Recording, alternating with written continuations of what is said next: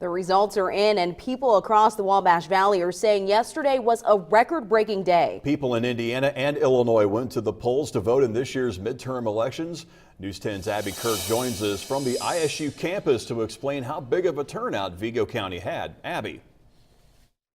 John, Aaliyah, Vigo County Clerk Brad Newman tells me there are a few hiccups down the road, but that's quite normal. He says no one could have predicted this turnout. It was a huge turnout with more than 70,000 people registered to vote.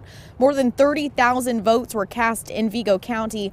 This includes the 16,000 early votes. And what this means is 44% of registered voters participated in the 2018 midterm election.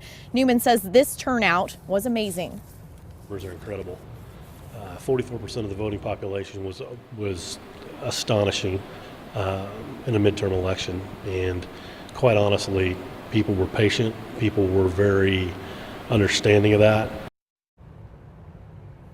Lots of people were talking about the long line here at ISU's polling location. People say and thought it was because there was only 3 voting machines here at this location, but Brad Newman tells me that was not the case. I'll explain in the next half hour. Live reporting in Terre Haute, Abby Kirk, News 10.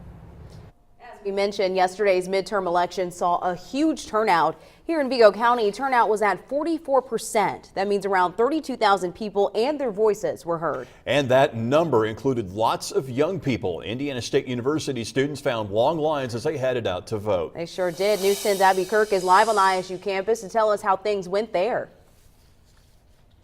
Don, Aaliyah, if you were here at ISU's polling location yesterday, the line wrapped all around the building inside. Lots of people say it was because there was only 3 voting machines that caused the long line, but Vigo County Clerk Brad Newman tells me this is not the case. He says they had a large number of what's called provisional ballots, and this means that several people showed up to vote who were not registered. Registered that came to vote, you gotta love them. I mean, seriously, they wanted to be part of the process, and you can't take that away from them. And that's huge. I mean, that speaks volumes of what we've tried to accomplish at ISU, and this community has fought hard to make ISU part of the process.